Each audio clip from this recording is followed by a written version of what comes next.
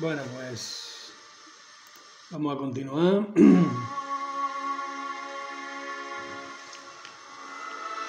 A ver dónde nos quedamos ayer.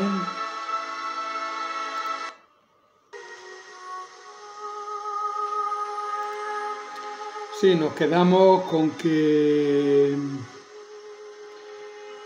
el movimiento liberal del cura Hidalgo, masón, también es copiada por otros sacerdotes, José María Morelos y Pavón, que se van uniendo y en octubre llega a las puertas de la Ciudad de México, enfrentándose y derrotando a 100.000 criollos realistas. Hidalgo, al no poder entrevistarse con la autoridad realista, manda retirada para que no pase lo que en Guanajuato, que fue una carnicería. Pero las tropas realistas, al mando de Félix María Calleja, le van a seguir y cerca de Guadalajara, 5.000 realistas muy disciplinados van a derrotar a 9.000 insurgentes. Los líderes del movimiento escaparán al norte, pero fueron traicionados y procesados en Chihuahua. Sus cabezas, la de Allende, el cura Hidalgo y Aldama, etcétera, fueron colgadas en la alhóndiga de Granadillas, lo que era posiblemente su logia masónica. Aún así, este movimiento le había hecho daño al virreinato y casi podemos decir que lo había herido de muerte. Por tanto, la cruz de Morelos, el cura Morelos, hereda el liderazgo y empieza a recomponer el ejército, esta vez más disciplinado y con buena estrategia militar.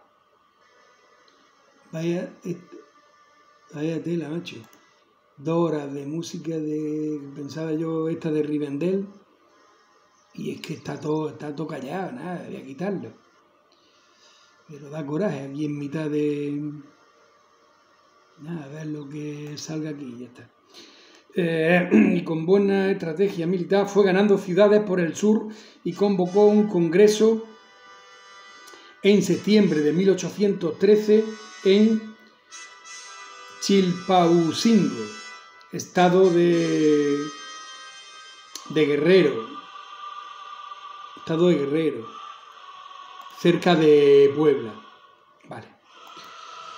Donde emitió la declaración de independencia, que claro, lógicamente pues no fue reconocida, ¿no? Se nombró jefe a Morelos, siervo de la nación, República de México,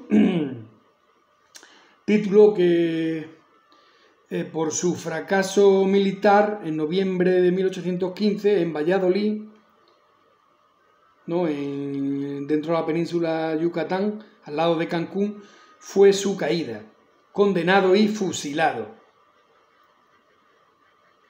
Este cura Morelos también. En 1816, Juan Ruiz de Apocada, virrey, 2 años ya van 2 años de Fernando VII, la cosa estaba o parecía pacificada, ofreció una amnistía a los insurgentes, que aceptaron mucho. Pero ya en 1820 salió un plan de independentistas dentro de las propias filas realistas, no dentro del ejército. Estamos hablando de Juan de Iturbide. Agustín de Iturbide. Agustín de Iturbide. Criollo masón también, simpatizaba con la autonomía, pero rechazaba la violencia insurgente. Tenía la misión de liquidar a Vicente Guerrero, líder insurgente del sur, pero van a acabar uniendo a la fuerza e hizo que reconocieran Vicente Guerrero, el líder insurgente, hizo que reconocieran a Iturbide como primer jefe de las tropas independientes nacionales.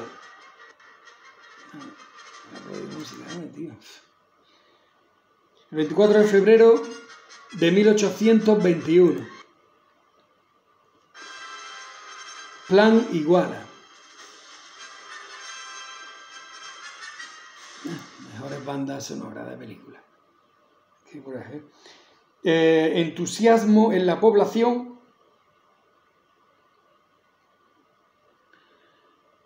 Madrid nombra, digamos, la población, ¿no? Por este gran ejército de las tropas independentistas, con Juan y Agustín Iturbide. Madrid nombra a Juan de O'Donoju virrey, que llega a Veracruz en junio, ¿no? Será del 1821. Pero ya la independencia es irreversible.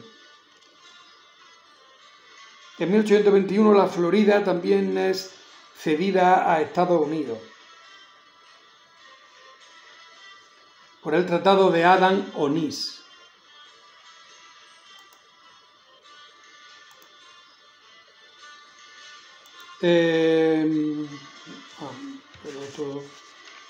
También se va a favorecer este movimiento, esta independencia, ¿no?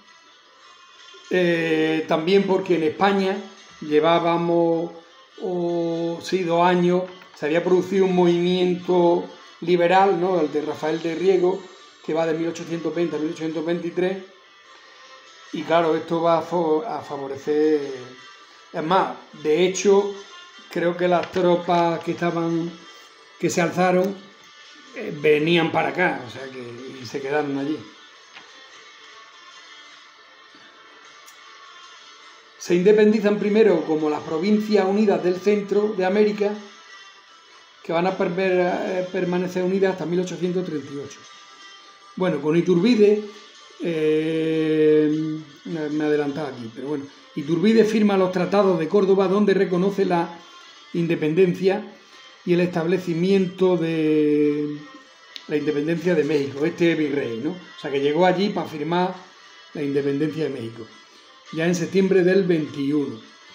Nace, por tanto, un imperio dividido, con una deuda exterior de 45 millones de pesos, sin experiencia política. Agustín Iturbide aprovecha el tirón mediático popular, se corona emperador en contra de los republicanos. Por tanto, el experimento va a durar 1 año. En mayo de 1823 se va desterrado a Italia y a su vuelta 1 año después a México fue fusilado.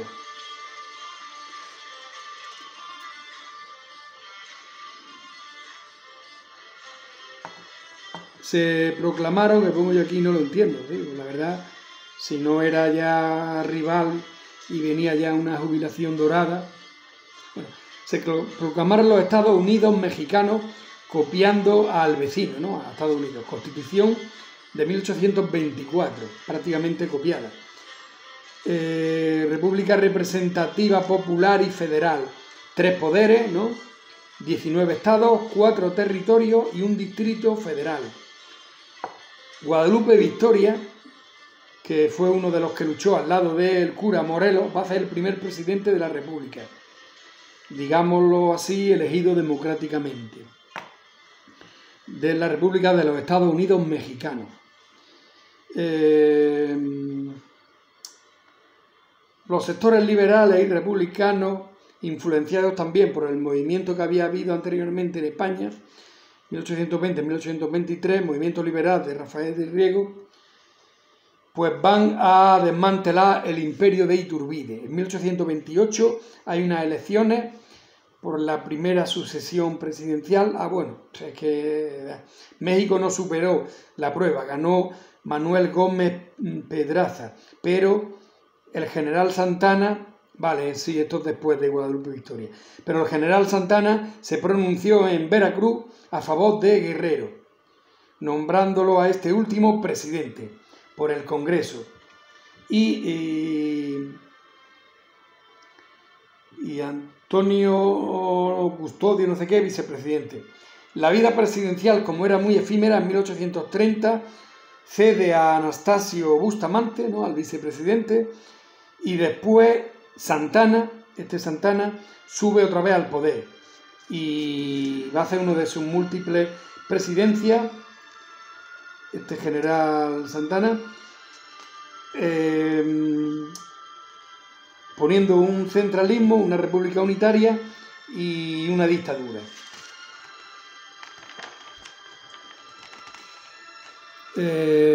Bueno, van a empezar perdiendo Texas. Bueno, empiezan a entrar colonos, ¿no? Sin control de Estados Unidos a Texas, ¿no? Y a Texas, Nuevo México, Arizona, California, pero principalmente primero Texas. Y su interés expansionista, ¿no?, de Estados Unidos, pues siguiendo, México permite que entren colonos angloamericanos, pero católicos. Pero claro, la gran frontera y lo grande del territorio hace que el control sea muy difícil.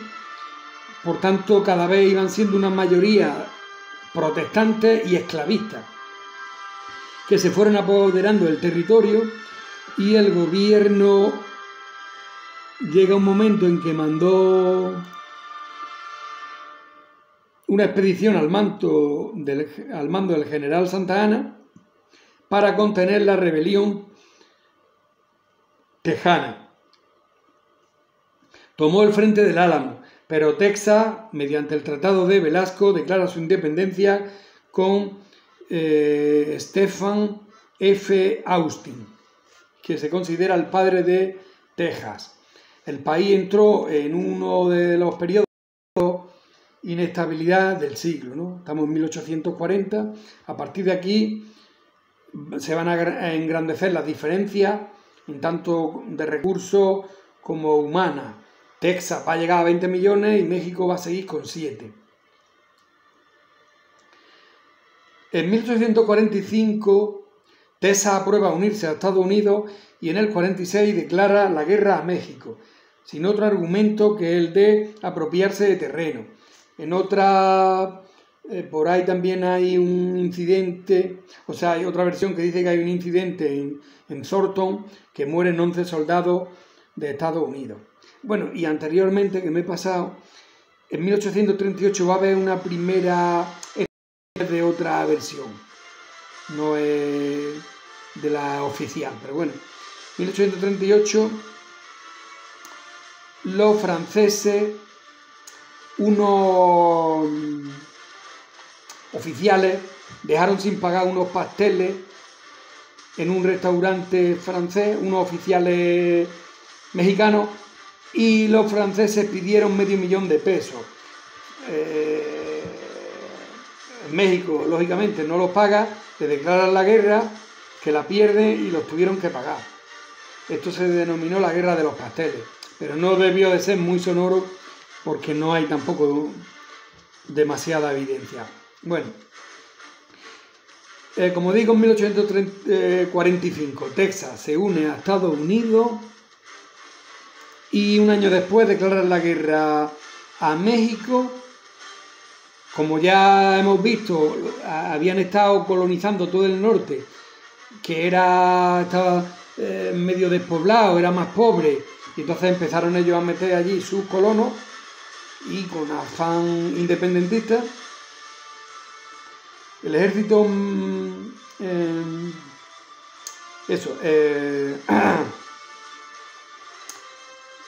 para 1847, Nuevo México, California, habían sido anexados a Estados Unidos, debido a su poca población y defensa. El ejército mexicano, mal armado, mal vestido, mal comido, hizo lo que pudo contra los aguerridos de Estados Unidos. El general Santa Anna, después de 4 derrotas, se retira y el pueblo sigue defendiendo, con lo cual el baño de sangre fue aún mayor. Es la vez en toda la historia mundial de las guerras que más cesión de territorio pierde un país en una guerra. En el Tratado de Guadalupe Hidalgo va a perder los estados actuales de California, Nevada, Nuevo México y Arizona, ¿no? Y anteriormente habíamos visto que también había perdido Texas. País disminuido y empobrecido, tenía que restaurar nuevamente la república sin poder consolidar un gobierno estable. De nuevo sube a lo más alto de una especie de dictadura el general Santa Anna. Estados Unidos de nuevo presiona para conseguir otro tajo, otro cacho de terreno. En esta ocasión fue comprado un trozo de territorio que se denomina La Mesilla. Era un llano que le venía muy bien más al sur de un sistema montañoso que le perjudicaba para los trazados de ferrocarriles y carreteras que iban a unir California con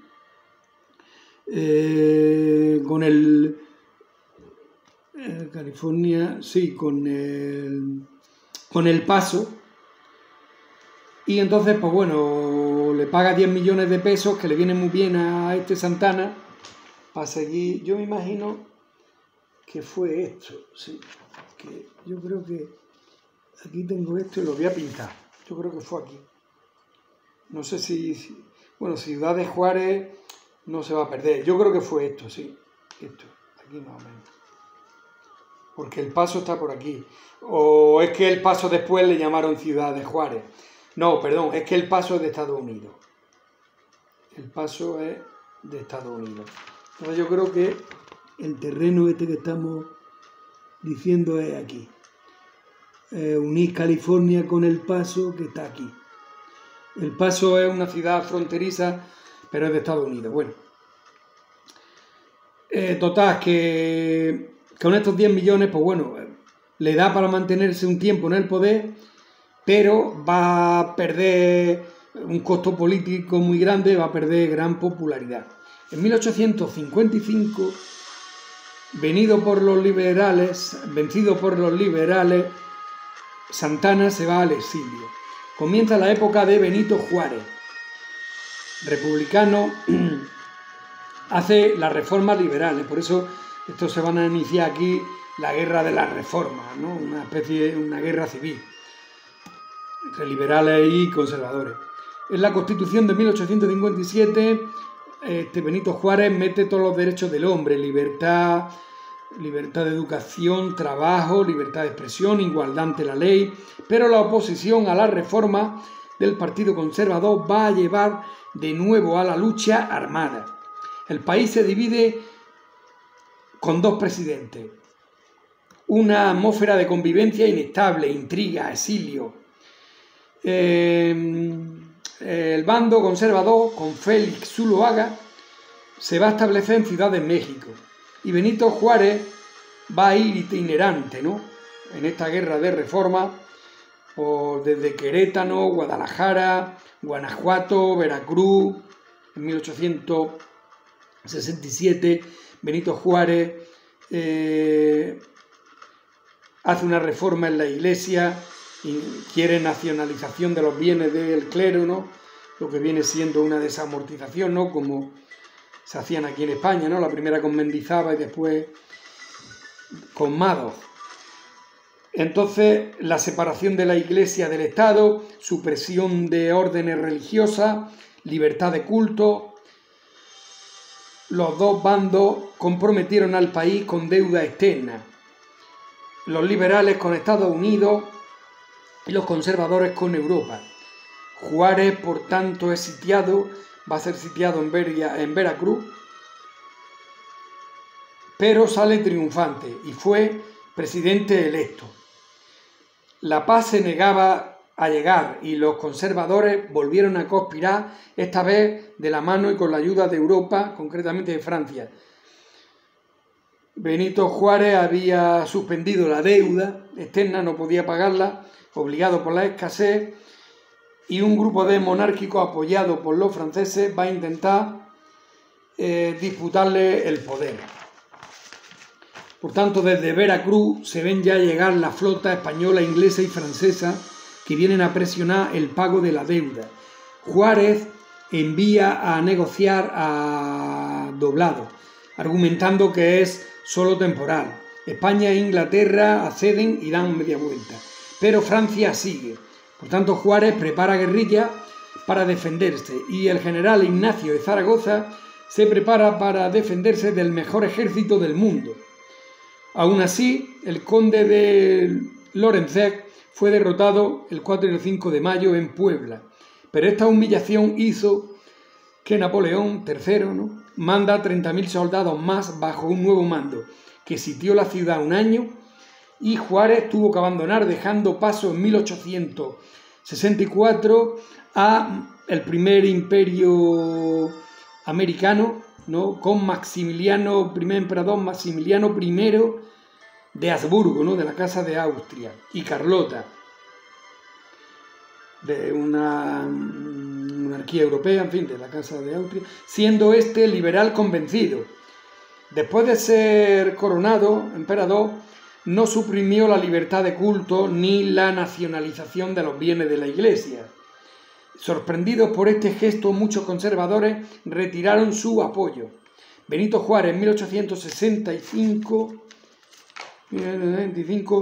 había convertido la guerrilla por el norte en un verdadero ejército que inicia el avance hacia el sur. La crisis empezó también a hacer mella en el imperio. En 1867 el avance republicano dejó reducido el imperio a Puebla y Veracruz. No, eso está en el sur. El emperador se replegó a Querétaro, que fue sitiado, y Porfirio Díaz tomó Puebla. Al final, Maximiliano, junto a sus generales, fue fusilado desoyendo las voces internacionales. Benito Juárez convoca elecciones y los tres liberales, encontrándose también Porfirio Díaz, héroe militar de la guerra, se presentan, pero va a ganar Benito Juárez. Es elegido hasta su muerte en 1872. Fue recordado como el primero que trajo la democracia a México. Su sucesor no es reconocido por Porfirio Díaz, que da un golpe, será ya en el 72-73, sube al poder después de 50 años de escaramuza que había estado hasta ese momento, ¿no?, de 1820 hasta el 70, 50 años que no se aclararon, prácticamente de guerras civiles, guerra con Estados Unidos, esto lo otro. Pues bueno, ya parece ser que Porfirio Díaz, unos dicen que fue dictadura, otros que dictadura blanda, va a instaurar una especie de paz y progreso. Este primero era partidario de la reelección, pero luego eso instaura esta dictadura, aproximadamente de 30 años, o sea que nos vamos a ir casi al 1900. También trajo el porfiriato, industrialización de México, crecimiento económico, pero aún así se mantuvo la desigualdad, pobreza, y en fin, ya digo, hay uno que dice dictadura y otro dicta blanda. Y bueno, al final me ha sobrado tiempo y ya no tengo más preparado y voy a tardar unos días, porque ahora ya en breve inicio el viaje.